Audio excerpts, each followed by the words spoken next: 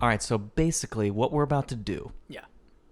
I like this cadence that's going on here. we're about to tell you I read the screenplay.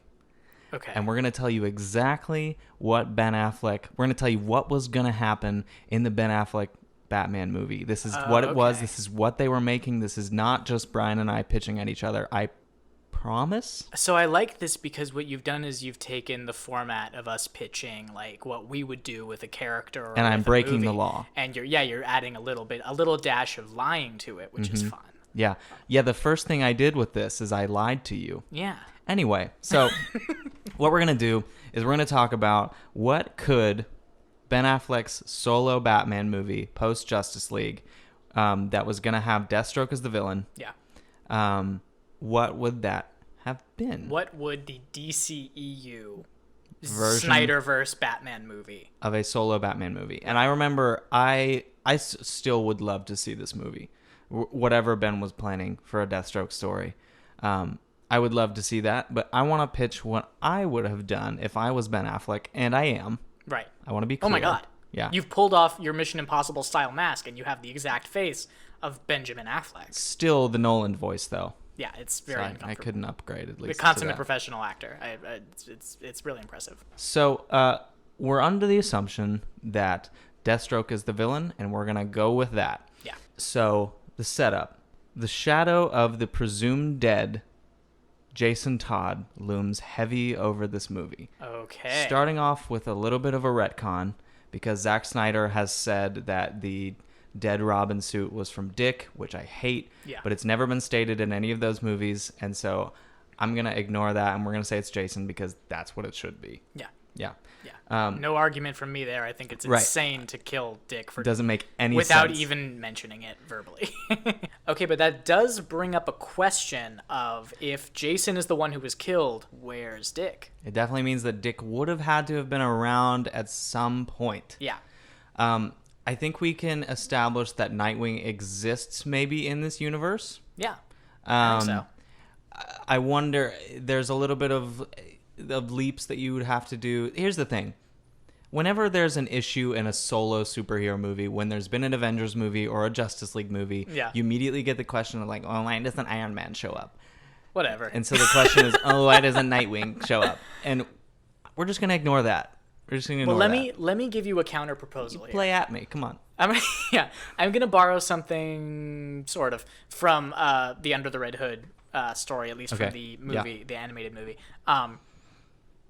What if so hero's journey, right? We all know about that whole situation. Mm-hmm. Oh, yeah. And there's Gotta that know one about part. There's that one part where Obi-Wan yells at you about the Force or whatever, and that's a meeting with the mentor. What if the meeting with the mentor in this movie is Nightwing coming to visit Bruce and being like, "Look, man, this whole league thing you're doing is great, but it seems like I've noticed how you've been acting on the streets. You are trying to pull your punches, which is great. Do you need some help?" Right.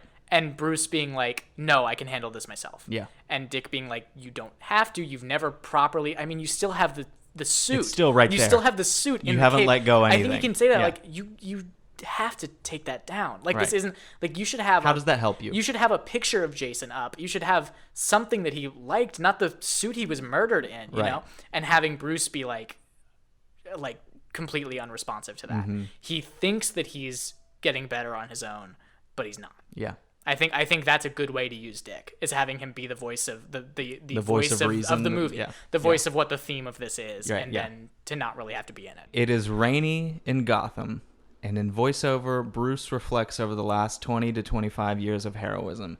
He questions what he has done wrong and what he has done right, and what were the costs of each. Bruce looks upon the violated Robin suit. So it's just like, imagine just a shot of the Robin suit, and you just see just the shape of Bruce out of focus in the Yeah. corner of the shot. It's like that moment in BVS, except that's the core of it. Is Right. Is that, yeah. It's sort of like I'm trying to set up a thesis statement from the very beginning of what this movie is about. And right now what this movie is about is Bruce Batman reaps what he sows. And he sows what he reaps. And he 'cause sows kills what he people reaps. all the Because time. he kills people all the time. Exactly.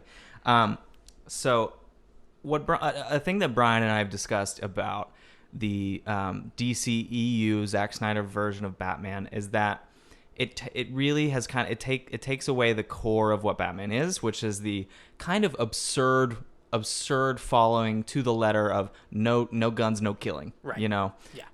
That is, I think, as a core Batman principle.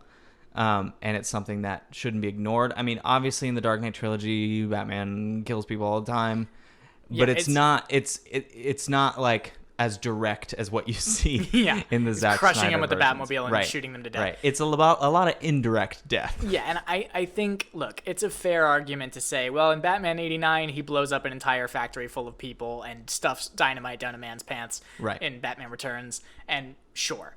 But when we're talking about the core of the character of Batman, if you don't have his ridiculous insistence of I will not kill and I will not allow someone to die, he would sooner die than let the fucking Joker die, which is insane. Right. But that's who he is. Right. And if he he's would not let Darkseid live if the opportunity came for him to kill Darkseid. And if he's not that, then he's just the Punisher. Exactly. And the Punisher, I'll say this: Punisher, not as interesting as Batman. Absolutely not. I don't think Frank Castle is fun to watch for one episode. Yeah. Batman has an infinity of stories that you can tell and are equally fascinating. And let's hear one of them. So, we cut to our cold open action sequence. Hell yeah. I said this is the beginning of an orchestration. Deathstroke leads a group of highly trained militants into the League of Shadows base of operations. Their presumed intention appears to be destroying the entire stronghold and killing everyone there, but Slade's secret intent is more complicated than that. They're very militaristic. It's almost kind of like the climactic sequence of Zero Dark 30, which is where like the SEAL team goes to kill Osama bin Laden. Right, except with ninjas. And swords and some smaller guns, smaller silenced guns, but mostly swords and smoke bombs. Lots of smoke bombs. Yeah. So I wanted to take the version of League of Shadows that we've seen on film as the Batman Begins version, which is like in Nepal, and then we have some of the Middle Eastern stuff with Bane's prison. And I wanted to take our imagery away from that stuff and go a little bit more ancient, a little bit more based in different kinds of history. And so I wanted to base the League of Shadows off of the city of Petra in Jordan, which is this ancient city, used to be like the center of the world, the mercantile world. And it was completely carved into these mountains, these really beautiful, ornate buildings that were just carved into mountains. Right. And so the compound, the League of Shadows compound, is carved into the side of a mountain. And this may be where Ra's al Ghul is from originally. So our version of Ra's al Ghul is going to be very eternal in the sense that he might be up to 2,500 years old. He might be 2,500 years old. I love that. And what I think would be really interesting is we're in a universe that has explored supernatural elements and cosmic elements. Yeah, we've got demons, witches, so aliens, we can do gods. this. We can do this, and we're not breaking any sort of set tone. Yeah. And so we're gonna do the Lazarus Pit like all out. We're gonna do it. Great. But an interesting twist to throw on it is that I don't think anyone other than Talia knows that the Lazarus Pit exists. What about Ubu? Okay, maybe he does. Woo! Justice for Ubu. Hashtag justice for Ubu. No, I like that. I like that the Lazarus Pits are a secret or something that's like whispered about. Right. Maybe because why would Ra's al Ghul want anyone to be able to use that? Yeah, to know that literally the only thing you need to be on his level of immortality is to find a magic kiddie pool. A magic kiddie pool. Yeah, that's a lot of fun. Yeah. Filled to the brim with Powerade. So Ra's al Ghul is up to 2,500 years old, and no one other than Talia knows the secret to his immortality, and he's seen as an eternal, almost godly-like figure by his followers. And he also sells packaged liquid from the pits and calls it ghoul fuel. Ooh, ghoul fuel. Yeah. It actually does extend the life of his followers. Yeah, but just a little bit. But they think it's Gatorade. It's also got electrolytes in it, which is good. Yeah, which is really good if you're on the treadmill for too long. So Deathstroke goes in with all of his hired mercenaries. He's got a team of people. They all got swords, and they all maybe some of them got some guns. Cool. Deathstroke's got at least one gun. Gotta. And so he immediately goes to try to fight Ra's al Ghul. Oh, wait, sorry. Let me ask. Yes. Deathstroke, one eye or two? He's got one know eye. yet? He's got one eye. Okay. This happened. Gotcha. And but there's a reason. There's a Whoa. reason for it. I know what happened. Whoa.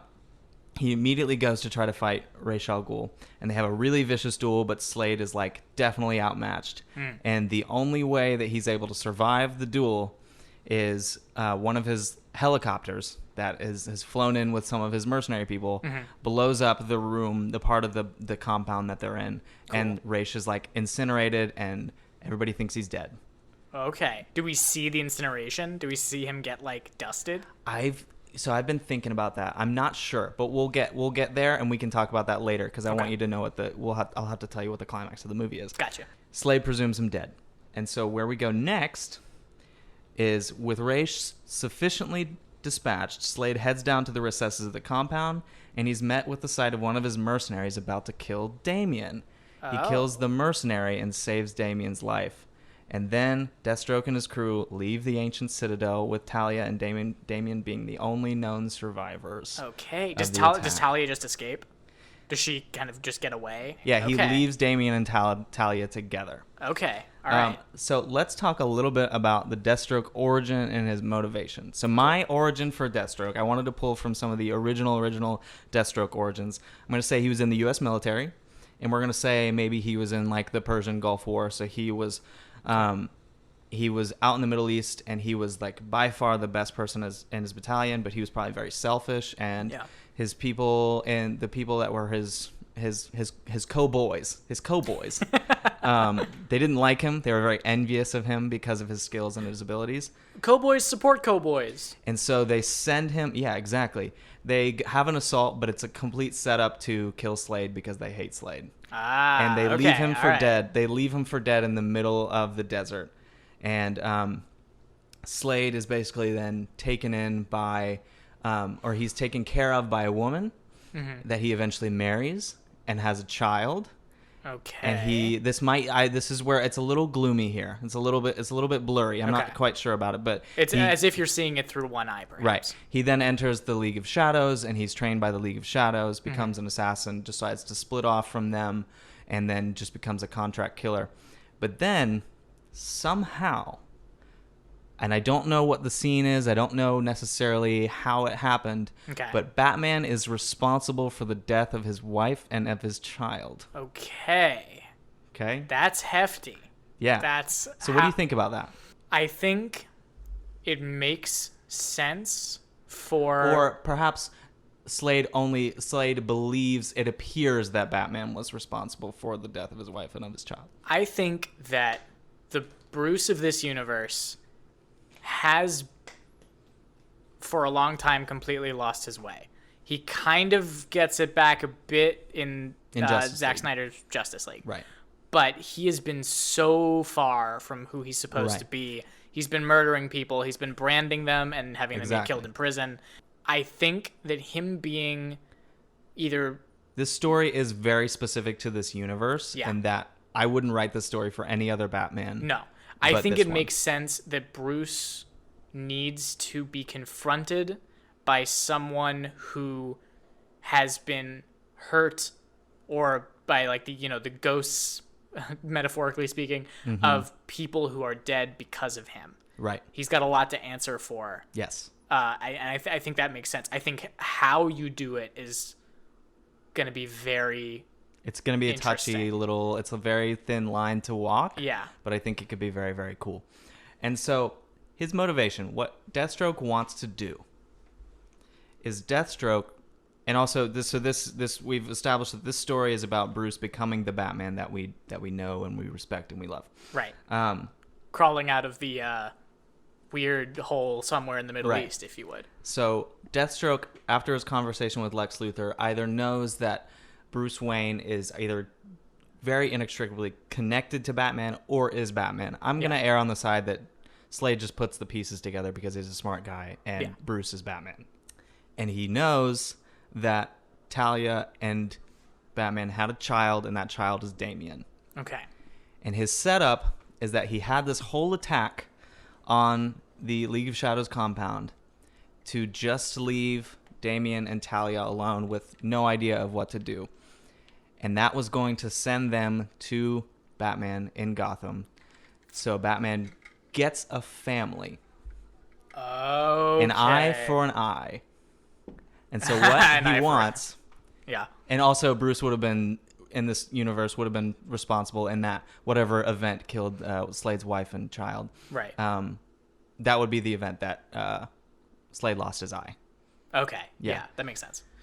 So what Slade wants to do is to give Bruce this family that he's going to be reluctant to take because of what has happened with Jason Todd Robin. Mm-hmm. He's going to be reluctant to take Damian on. He's going to be reluctant to spend any time with Talia. But Slade is trying to basically give him that family so then he can then take it away from him in the end. Okay. And an eye for an eye. And so what's going to happen is that... so basically Bruce's character arc is to learn to accept that family to some extent. And there's a little bit of... it might be kind of a repeat of the Justice League arc to some extent. There's another layer there of learning to accept that what he was before was a monster, right? And growing past that. So once Deathstroke knows that Damian and Talia have gone to Gotham and they're with Bruce Wayne Batman, he himself goes to Gotham and starts creating chaos. Okay. Chaos that Batman cannot deal with on his own. Okay. So it forces Batman to allow Damian into the picture to come help him deal with these things. I don't know necessarily what it is. It's not going to be... I had thought about the idea of Deathstroke doing something that sort of manipulates Wayne Enterprises until it gets totally screwed up and the company is bankrupt. Yeah. But that's kind of like Dark Knight Rises, and I don't necessarily want to sort of go down that path again. You could do hush tones of having... him orchestrate some villains, like a carousel of villains to tire Batman out. Yeah. That's like orchestrating an Arkham breakout and lower level villains like Mr. Zsasz, or you could do a Clayface. Clayface could be fun. Man-Bat could be fun. You could use Riddler as an information source, maybe having as many fun one-offs. And I think it'd be fun even if when Deathstroke is letting all these guys out. If he actively doesn't let the Joker out. Yeah, that would be fun. He's just like, nope. And it would be a great way to explore Arkham and to get a little bit of a feeling of a bigger feeling of history with this Batman because he's an older Batman. One of the joys of this universe that hasn't really been cashed in on much is that this is a lived-in universe. Right. We already know there's a Killer Croc around. We've met him. Right. Like, we already know that he's got a good amount of... Yeah, a Deadshot. Oh, that could be fun. I don't know if Deadshot would play that game. Yeah. I think that in general you've got a lot of fun villains that you could work with, and I also think I don't know, a fun different version of that Joker scene could be Deathstroke opening the door for Joker, to walk out of his cell, and Joker's just like, no, I'm top billed. You do your thing, and then that's like that thing mine. In the Dark Knight Rises novelization where where he chooses not to get involved. Yeah, he chooses not to get involved, which I think is hilarious. Yeah. What if Slade was organizing the assassination of multiple major Gotham government figures? That could be something that could be really interesting. And I do think I think it would be very.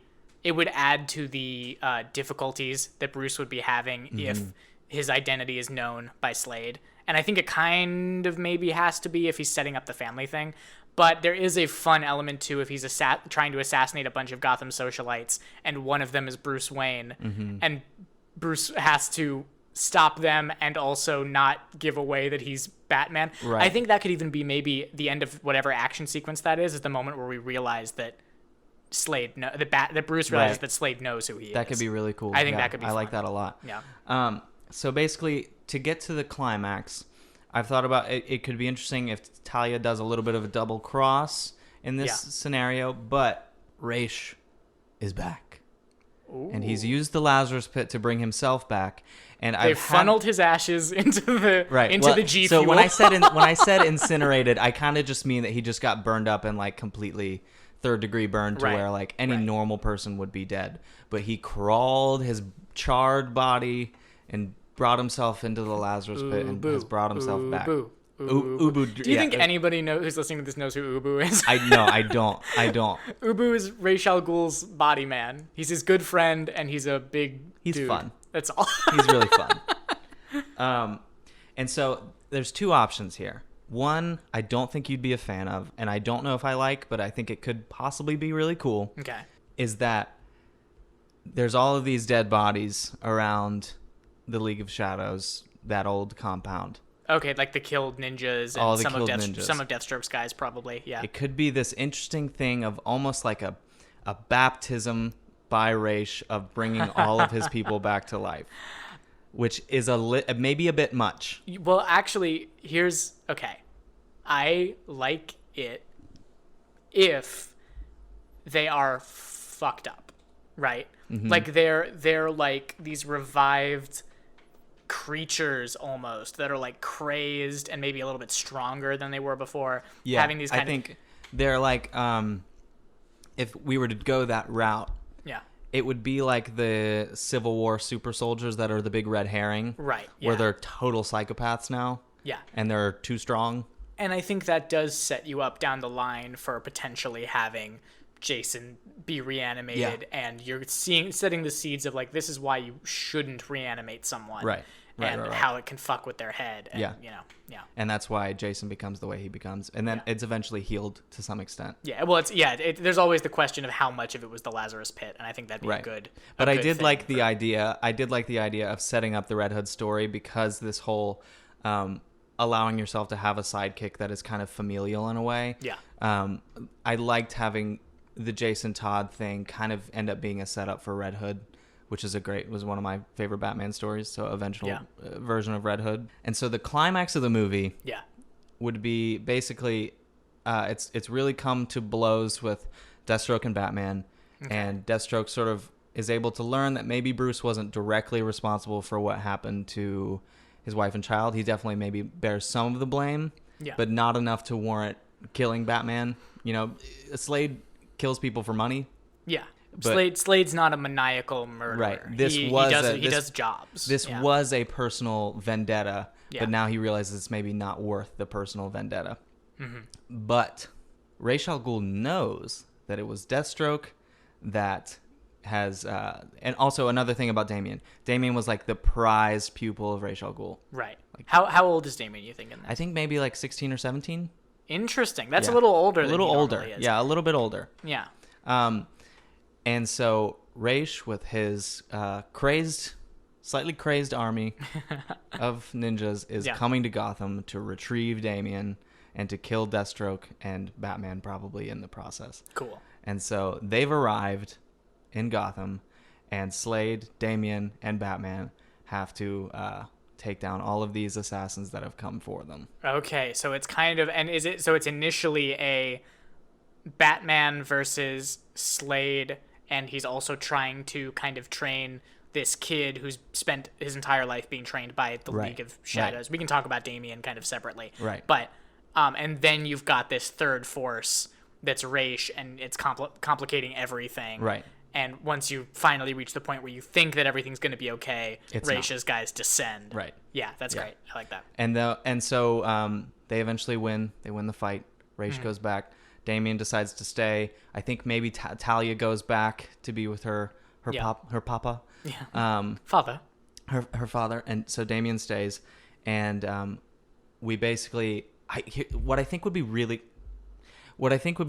cool is if Batman and Deathstroke are fighting with all these assassins, right? Right. And Batman is also sort of fighting Slade in that he's trying to get Slade to not kill anybody.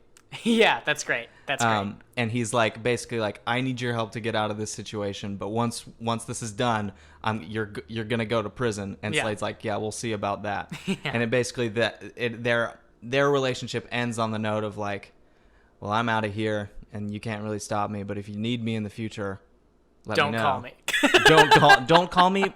Send a raven. Yeah, have Mr. Wayne send a check. And so that takes us into our little into where Justice League 2 could go. Cool. And based on what we've seen in the Nightmare thing. Yeah, that's cool. my possible Batman Deathstroke. I like that. I like that. Let's talk a little bit about Damian. Okay. Because I wonder how much you want to lean into. So, Damian is the son of Batman and Talia. Right. How did that happen in this universe? I don't know. There's a lot of like pre this story that I don't necessarily know, and I worry that there might be too much explaining that you have to do. I think unless you're jumping forward and backward in time through the whole movie. That could be cool. Which could be cool. There could be something cool to that, of like if you do the kind of classic swashbuckling, Batman, shirtless Batman with a cutlass, flashbacky things. And lots of sword fights in this movie. Oh yeah, and flashing and like getting the Deathstroke backstory and getting the what happened with Batman and Talia and kind of. I definitely think there would have to be flashbacks to some extent. Yeah. I wonder if it would be a structure of the movie thing to where you're seeing this time period and this time period and they're kind of exchanging. I wonder if that would be effective or not, but it could be. But also I think you can also simplify if you need to. In the comics, Batman was drugged and basically sexually assaulted by Talia. Yeah. In order to create Damian. Right. I think maybe don't go that direction. Don't on that one, maybe. Because I think there's already the inbuilt thing of these two at one point loved each other. Right. Maybe very briefly, but there was that there, and it just happened. And I think that's panel. That's that panel where Batman's completely naked but he still has the cowl on. I think of that, and he's having sex with Talia. I think about that panel on a regular basis. I am not going to put that in the video. That's a good idea. I would avoid that one. I know that was a cue up for me to put it in the video, but it is not in the video. Instead, please enjoy this image of a frog. Hell yeah. But I think, okay, so Damian is classically, because he's been raised to be the best of the League of Shadows, he will be a very efficient killer. Yeah.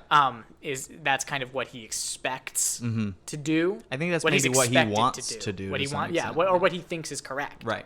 I don't. There's a little bit of that in the animated Son of Batman movie where he thinks that's what we do. And also, I think there is something that can be really uniquely interesting about their dynamic in this, where Bruce isn't, he hasn't, in the comics, Bruce has always had the no-kill rule, which makes him the moral opposite of where Damian is coming from, of being like, why don't you kill the Joker? But this kind of puts them on the same story of they're both having to learn that in a way. Because Bruce is trying to be better, and he's like, I have been down the road where I have killed people, and I know what that does to you. Yeah. And I don't like it. I don't like it. I'm not a fan of it, and I'm trying to be better than that, and having Damian be like drawing him back toward that, and that's kind of the back and forth. I think could be really interesting. Yeah.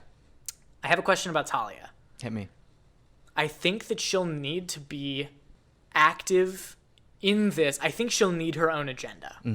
I'm not entirely sure what that would be, but I think. I'm not sure either. I mean, there are stories where Talia, the initial way that she introduces Damian to Bruce is she basically goes, Damian has been trained all of the training that we were going to give him. Now I'm going to give him to you. You give him all the Batman training. Right. Yeah. And then he'll come back to me. Right. And he'll be the heir that we need. Right. I think it could be cool if we basically keep that, except she's being manipulated in the situation by Deathstroke, like who knows that she's going to go to do this.